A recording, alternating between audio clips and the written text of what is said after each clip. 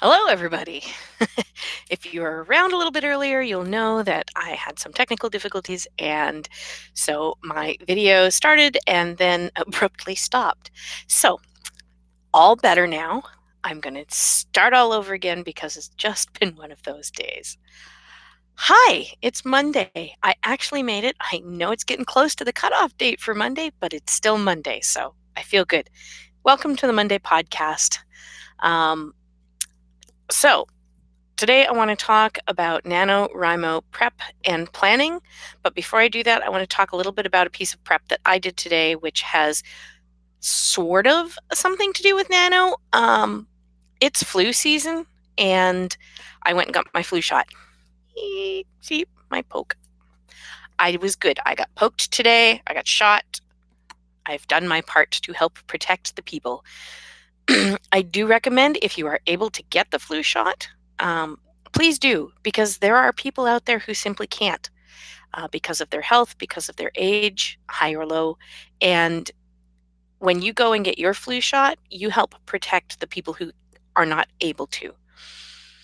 As a person who spent most of every year catching the flu in some form or another and being miserable for up to 2 weeks, sometimes even longer, off work, off school, it's been amazing being able to get the flu shot. Um, they're not the same as they were 20 years ago, thank heavens, and I'm very pleased. And I actually have only had the flu a couple of times in the past 15 years, and I attribute that to my wonderful, lovely shot in the arm. And I don't like shots, okay? I know I like all sorts of things, but I don't like getting needles. They squick me in a big way, and I'm really glad that I am able to do this. My doctor is awesome, and just so you know, you can get it at Rite Aid for like $40. Okay. Some doctor's offices will give them to you for free if you can't afford them, simply because the benefit to the larger community is worth it for them to eat the cost.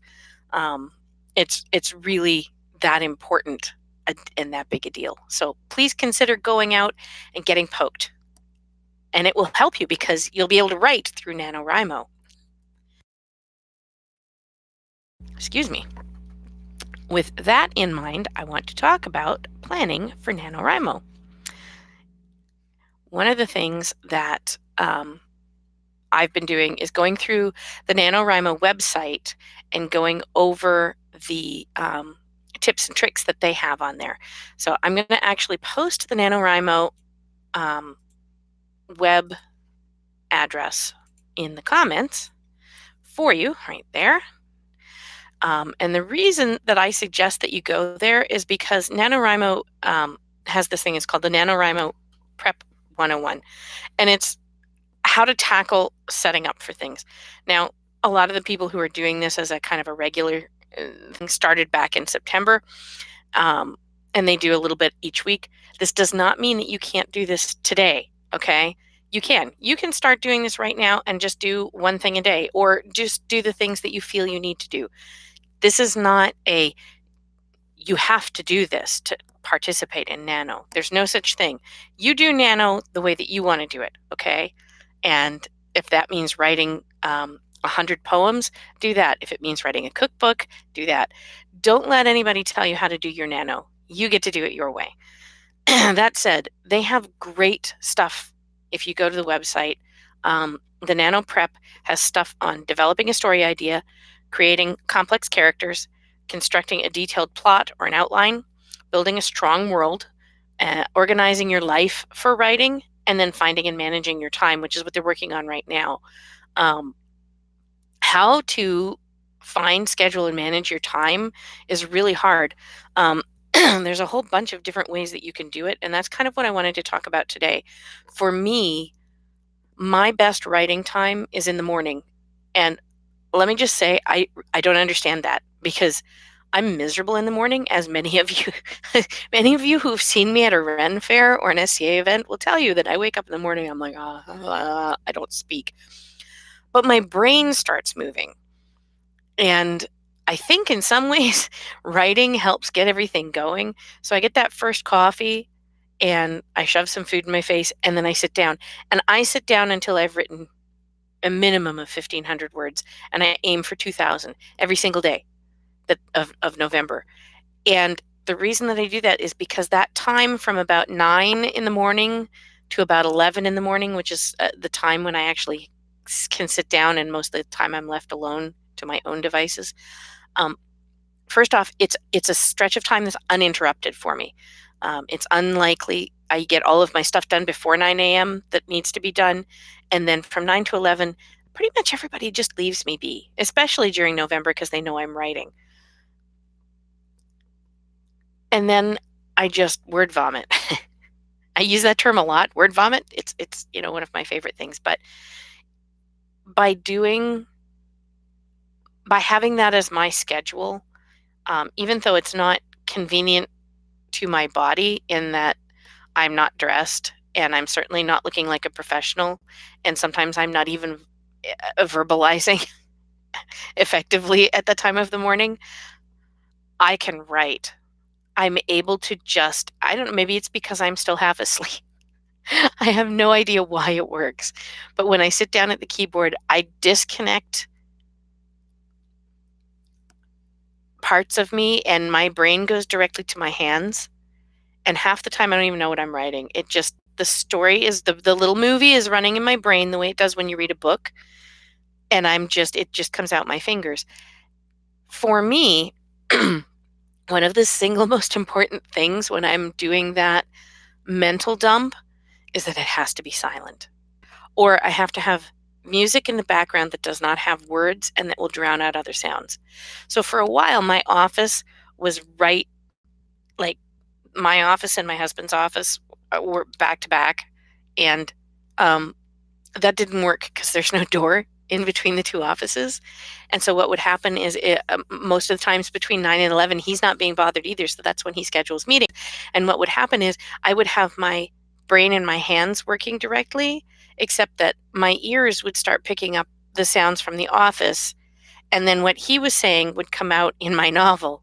And I would look up from the movie running in my head and realize that I had written down none of the movie and I had written down all of his interview notes, which was awesome for him because he had notes from what he was talking about. Not so great for me because I was trying to get the movie to get on the page. So I use jazz music because that works for me. I actually, if you go to YouTube and you type in autumn jazz, it's got this kind of nice groovy, uh, sounds like the background to Sesame Street or Mr. Rogers' Neighborhood or something like that. Is kind of that nice, uplifting, autumny. I can hear the crisp leaves in the background, sort of thing. That works for me. The other thing I listen to is 30s and 40s music, big band era stuff, but again, no vocals. Um, and if none of that works, I will switch to either classical music or monks singing in Latin because I don't speak Latin. And for whatever reason, Latin doesn't register as speaking to my hands. So the movie plays and away we go. Everybody does it differently. I know people who blast heavy metal and they get what they need from that and it blocks out everything else. Great. If it works for you, do it. You don't have to do what I do. Mellow jazz may not be your thing. That's perfectly fine. Mellow jazz is not a lot of people's thing. I do understand that. So managing your time is not always easy. I'm very lucky. My job is to sit here and write. My entire job in November is to write a novel. So that's all I have to do. And oftentimes I spend maybe 3-4 hours total writing. And then I have the rest of the day to do all the regular stuff that I do, like, doing the dishes and feeding people and maybe cleaning clothes and other things. I'm also lucky in that because we have a large family and the structure of my family, I'm able to say, hey, I'm going to be writing extra this day because I know Thanksgiving is coming up. Can you guys pick up the slack? Great. The kids are going to do an extra load of dishes and my sister's going to do an extra load of laundry. And that means that I get extra time to write. And they're very supportive. If you live by yourself or if you have a family who's not quite so supportive of your writing, you're going to have to manage your time differently, obviously. And that's fine. Do that. You figure out what works for you and go with that flow. It does help if you have a schedule or rhythm. It doesn't have to be the same every day, but like Monday, Wednesday, Friday, I know I have time in the evening, so I'll write then. And Tuesday, Thursday, and the weekends, I never have time, so I'm going to write early in the morning. I'm going to get up a half hour early so that I can get some writing done. Okay. Part of writing a novel sometimes means losing a bit of sleep, and um, that's just par for the course, unfortunately, for some of us. And I really, my heart goes out to people who go and work at mind-numbing jobs and then have to come home and try and figure out how to get their creativity started. I, I have nothing for you. I'm so sorry. I know that there are people out there though, and I hope they'll comment, down there in the comments.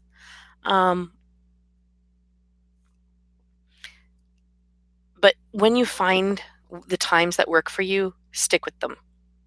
Don't give them up for anything. And so when you do Nano, a lot of the writing programs and stuff out there, whether you're using Noveler or Scrivener or not a World Anvil or I don't know, whatever else the other programs are, they have like word counts. So technically, you have to do 1,667 words per day to make 50,000 words in the 30 days of November. Okay. I know that I'm not going to write on Thanksgiving because I'm going to be at my boyfriend's place. I know I'm not going to be writing the day after Thanksgiving because I'm going to be in a food coma. I can write those 2 days off. Now, if I do get stuff written, awesome. I'm not going to plan on it though, because I know from long history that that's just not the case. I tend not to do that. And there's also going to be 1 or 2 days when I'm sick or the kids are sick or somebody needs me to do stuff or we have a snowstorm and I have to go shovel or you know so my goal is to write 2,000 words a day. That very quickly adds up to extra words for days that I don't make it. And if I get on a run and I'm able to sit, I'll page everybody and say, "Hey, I'm on a streak and I'd like to continue." And most of the time, people are pretty understanding, and I'll sit and I'll dump out 4,000 words or 5,000 words, which I did one day. And that gets me ahead of the game so that I'm not struggling so much when the holidays come by and I'm trying to also compete with family and friends and loved ones and pie. Okay, let's just be frank, the pie is very calling to me. Um, and that's just what you have to do. A lot somebody once said, God, I wish I could remember who it was, that writing is 10% inspiration and 90% perspiration. And it's very true. The only real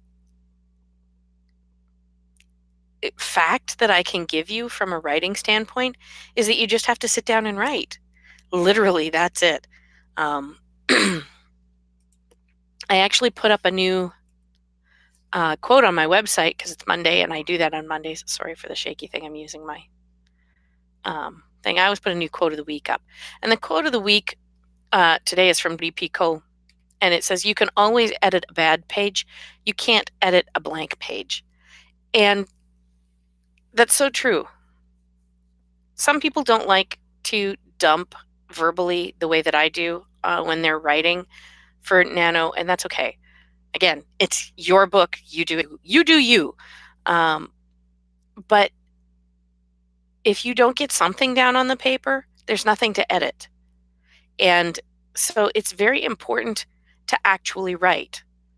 And I don't think people always kind of it seems such a simple thing to say, well, you just have to write.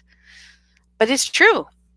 And there are days when I have stared at a blank page and out of sheer desperation I have written, "This is a blank page. I don't know what to write on it.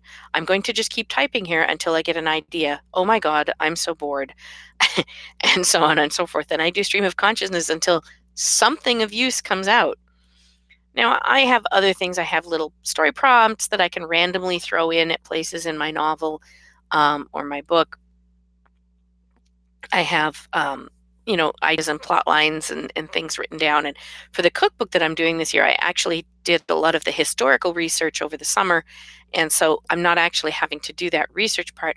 I'm actually at the let's sit down and write this part. And I've picked most or possibly all of the recipes that are going to be in the cookbook. What I need to do is actually write it all down. And So having done that background work, that's made it a little easier for me. For people who do it by the seat of their pants, you're going to have to deal with it a little differently. And I've done that. I will say that I've done nano, I think maybe 8 times. I've won 3, and those were the 3 times that I plotted something out. I think this tells me that I really need to be a plotter because it doesn't work for me and I don't end up getting the 50,000 words. And I'll tell you, having won once, that stupid little off color thing that you get to print off that says, I'm a winner. I can look at that and go, it's a piece of paper. I could have just printed it even if I hadn't won. But you know what? I did. I won. And I get to print that and I get to put it on my wall in my office. So when I sit down at my desk, it tells me I'm a winner. I'm a 3-time winner. I'm excited about being a 3-time winner, just saying. And I'm allowed to be because I won. And I want all of you guys to win too, because that is an awesome, awesome thing. So, right before I log off for the night and leave you to go set about doing your preparations, next Wednesday, which is October 30th, I will be presenting, sorry for the wiggles again, at the Merrimack Public Library at 470 Daniel Webster Highway in Merrimack, New Hampshire. That will be from 7 to 8:30, and I will be talking with the library and our NaNoWriMo New Hampshire liaison and some other people, about other authors that are local and successful, people who have participated in and successfully navigated NaNoWriMo in the past. And we're going to talk about the things that we do to help us get through the hard times, the way that we combat writer's block, the way that we deal with small children nagging with us to do things for them constantly in the middle of our writing time. Duct tape works really well. No, I would never tell you that. I'm just joking. No duct tape. If you got to do that, use medical tape because it doesn't hurt their skin. Anyway, I'm going to be able to talk. You'll be able to see me. And I will have the last few copies of the first book that are with the original blood-stained cover. Because from the ones that I have in my box downstairs that I'm going to be bringing with me to the Merrimack Public Library, they are the last ones. All of the books now have the new cover with the picture of Alex on the front and the little rune circle at her feet. So if you want to have one of the original covers, because when I make it onto the New York Times bestseller list, everybody's looking for my books. You guys are going to be able to hold those up and go, hey, I have the original, the one that Allie designed herself. So yeah, come pick one up. They make great gifts too. It's holiday season. Remember, that can make a great stocking stuffer for your favorite vampire person, right? All right. So it's late. I'm going to let you go. I have things I have to do too. And this has been going on for almost 20 minutes, and that's way too long for a video. So you guys have a great night. Go get your prep ready. It's almost November, people. I want you to come write with me. Oh, and last but not least, if you want to follow me and be my buddy on the NaNoWriMo website, look for Rev Allison, REVALLYSON. That's me, Rev Allison, and I will buddy with anybody. I'll buddy with all of you. It's all good. You can hold me accountable. You can make sure that I'm getting my word count done every day. You can check up on me. You can send me pictures, whatever you want to do. I'm going to try and share a picture every day on my Facebook page that shows, me writing crazily, maybe with crazy hair or in my jammies or whatever it is that I happen to be doing for the day. I'm going to try and do little themes. So join in. And remember to, I think it's down here, little itty bitty tiny subscribe button. If you want to know when I'm doing my videos, look down there. And please remember, it's not always on Mondays. Every once in a while, I do one on a Tuesday because I'm not around on a Monday. Or sometimes I'll do midweek videos just for the hell of it because I miss you guys and I want to talk with you. So, come listen to me. Subscribe. I love you, and I will see you next Monday, if not earlier. Good luck with Nano!